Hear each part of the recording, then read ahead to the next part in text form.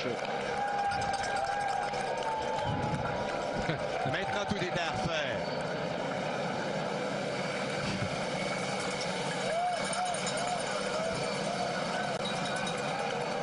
Quand vous voyez ce qui s'est passé à Québec et que vous voyez ce qui se passe en ce moment, comment ne pas aimer le vélo? Leipheimer à son rythme qui accélère. On n'aura jamais des démarrages de puncher. Leipheimer n'en est certainement pas deux, mais Leipheimer accélère et Racing réagit. Avec coup d'ego dans la roue de Racing et attaque de Racing. Racing qui termine de se détacher, attaque de Racing, franche.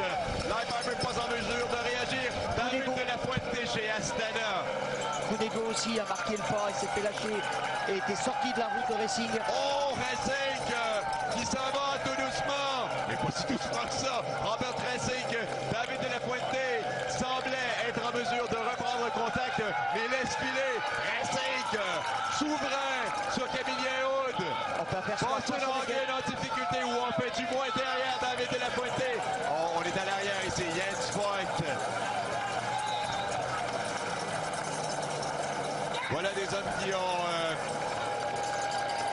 perdu pied dans Camille Hood. Aymar Zubeldia maintenant. Zubeldia, Samuel Sanchez sans doute derrière lui. Et derrière Sanchez, Boston Hagen, mais Racing ne ralentit pas. Racing, Sanchez, Boston Hagen dans la roue de Sanchez, mais Racing qui creuse l'écart pour le moment. Maxime Montfort chez STC. Zubeldia qui a belle allure dans la roue de Samuel Sanchez. Ryder est là, derrière David de la Fuente. Robert Racing, les jambes en or. Vous savez, il a complètement coupé après le Tour de France. Oui, il a participé à la classique Saint-Sébastien, se classe 7e. Ensuite, il est parti en Californie. George Hincapie dans la roue de Pierrick Pedrigo, mais ce sont des coureurs lâchés. Laurent, vous êtes là. Qu'est-ce qui se passe devant? Absolument, devant Robert Gesing qui est impressionnant ici, qui est sorti vraiment alors que tout le monde était en manque d'oxygène. Gesing a porté une attaque très franche et a réussi à l'asphyxier, à lâcher tous ses compagnons d'aventure. Derrière, c'est un petit peu seul qui peut. On s'approche comme on peut. Attention tout de même parce que Gesing tout seul aura fort à faire pour résister jusqu'à l'arrivée, alors qu'Ejdal vient de sortir de la tête du peloton, mais il est toujours suivi par Zubeldia et le reste de la clique. Voilà Gesing qui bascule, qui s'élance dans la descente avec une petite avance d'une centaine de mètres à peine. S'il y a entente derrière, si les coureurs qui sont dans ce que j'appellerais le peloton réduit à une petite quinzaine d'unités s'entendent, bien Gesing aura du mal à aller jusqu'à l'arrivée en vainqueur. Mais pour l'instant, écoutez, il fait encore une très belle impression ici dans la descente. Derrière Sylvain Chavanel, pour l'instant, peloton, tout est tiré. On avait peut-être 7 ou 8 coureurs détachés derrière Racing, dont Ryder Ejedal, aussi Aymar Zubeldia, on les a mentionnés. De même que Samuel Sanchez, bien entendu. Voici Sanchez, cet excellent descendeur, mais qui ne trouvera pas de descente à sa mesure ici sur ce circuit urbain avec Ryder Ejedal, Maxime Montfort, Peter Sagan est là, chez les Quigas, Edvald Boasson-Hagen, David de la Fuente, Zubeldia, c'est la composition de ce petit groupe. Il m'en manque sans doute un ou deux. Je crois qu'on ne pouvait pas mieux rêver. Les petits noms qu'on aurait cités ce matin en favoris sont absolument là, tous en contre-attaque. Bien sûr, Racing est devant. Est-ce qu'il va réussir à garder ces 200 mètres qu'il a d'avance? Certes, si derrière ils s'entendent bien, ça sera très difficile, mais Racing, de la façon qu'il est sorti, a fait une impression extraordinaire. Et il ne faut surtout pas qu'à l'arrière, tous ces grands se marquent, parce qu'ils auront la moindre hésitation de la part de ces favoris. L'arrière mettra systématiquement Racing en position favorable pour aller gagner ce Grand Prix de Montréal. Racing, le corps qui hurle la douleur, alors que nous avons un homme de la PMC, peut-être Mauro Sant'Ambrogio, Ryder Ejedal qui se détache. On avait présenté cette course de Montréal comme ce Grand Prix de Montréal comme peut-être un duel entre Racing et Ryder Ejedal. Alors Ryder qui a en tout cas semé compagnie à c'est-à-dire ses compagnons de poursuite derrière celui-ci. Robert Racing à la recherche d'oxygène. Racing qui va arriver au pied de la côte de la Polytechnique et tout va se jouer comme bien de fois nous avons vu dans ces courses, dans cette dernière ascension de la côte Polytechnique.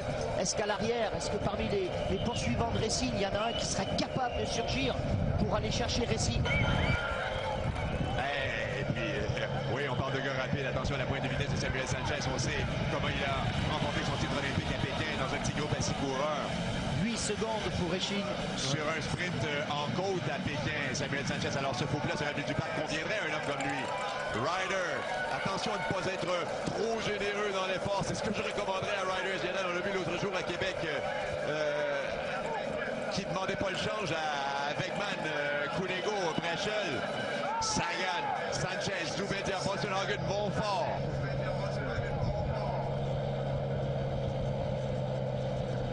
Il s'y touche presque.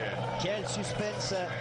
Il touche presque à Racing sur le boulevard Édouard-Montpetit. Boasson-Hagen, chacun doit faire sa part maintenant. On ne peut plus se regarder. On ne peut plus tergiverser. Boasson-Hagen, Montfort prend le relais. Alors, les candidats à la victoire sont là devant vous.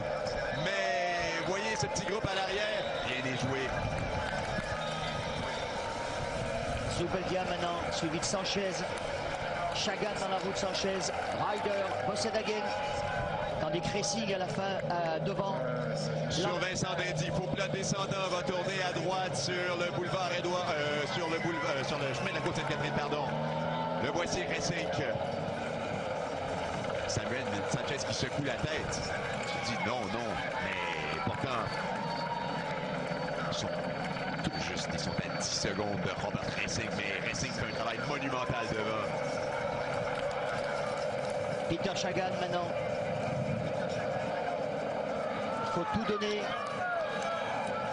Racing qui est bien parti malgré tout, qui va arriver sur l'avenue du Parc.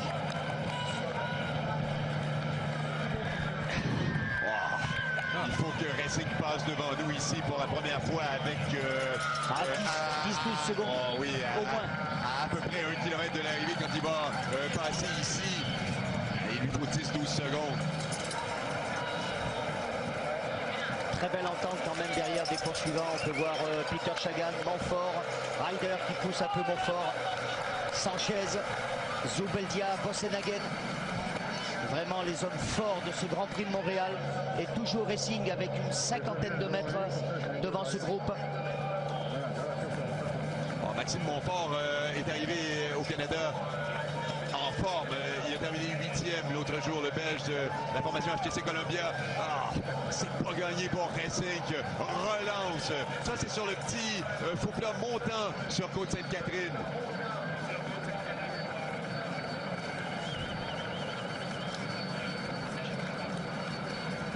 Des gars à la limite ici. Presque au point de rupture sur les derniers kilomètres de ce premier Grand Prix de Montréal. 8 secondes, 8 secondes entre les Racing et ses poursuivants. Et en cas de jonction, n'oublions pas que Boasson-Hagen et Chagan sont deux finisseurs sur ce type d'arrivée en léger faux plan.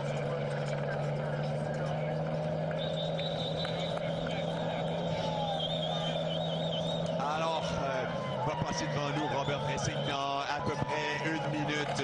Il en termine avec le chemin de la côte Sainte-Catherine. Va tourner sur l'avenue du Parc.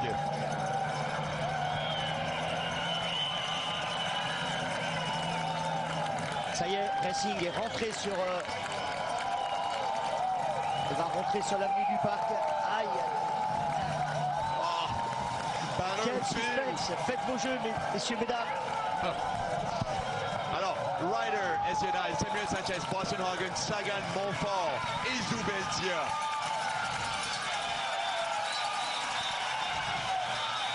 Racing. Il vient de passer derrière nous.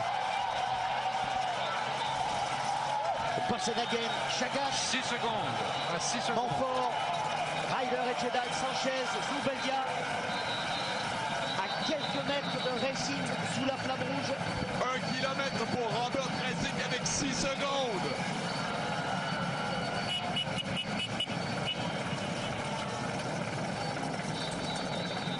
C'est fou, c'est le plus beau scénario possible en conclusion de ce Grand Prix de Montréal. Boasson-Hagen qui demande à Ryder de passer. Ça va peut-être faire le bonheur de Racing, ce petit temps d'arrêt avant le... Racing qui est en train de... Il lui reste à remonter à peu près 400 mètres pour Robert Racing. Avec ceux-ci qui sont battus maintenant. Racing, les mains au bas du guidon. Robert Racing, troisième l'autre jour. S'en va-t-il vers la victoire à Montréal? Oh oui, c'est bien parti. Où sont-ils? Ryder qui jette ses dernières forces pour revenir sur le Néerlandais Racing. Je pense que c'est peine perdue. C'est dans la poche pour Robert Racing. On ne le reprendra pas. Il a terminé 6e du Tour de France. Il a été la grande révélation de la saison 2009. Et ici, pour le premier Grand Prix de Montréal, nous verrons la victoire de Robert Racing. Robert Racing, Ryder Hesjedal. Non, c'est Sagan, deuxième devant Ryder, Jubeldia, Montfort, Sanchez. Hesjedal, troisième. Ryder va sur le podium, messieurs. Ce groupe avec Leonardo Duque qui règle le sprint. Robert Racing pour vous, mesdames, messieurs. Superbe grimpeur. Deuxième, Peter Sagan. Et troisième, Hesjedal. Oh, il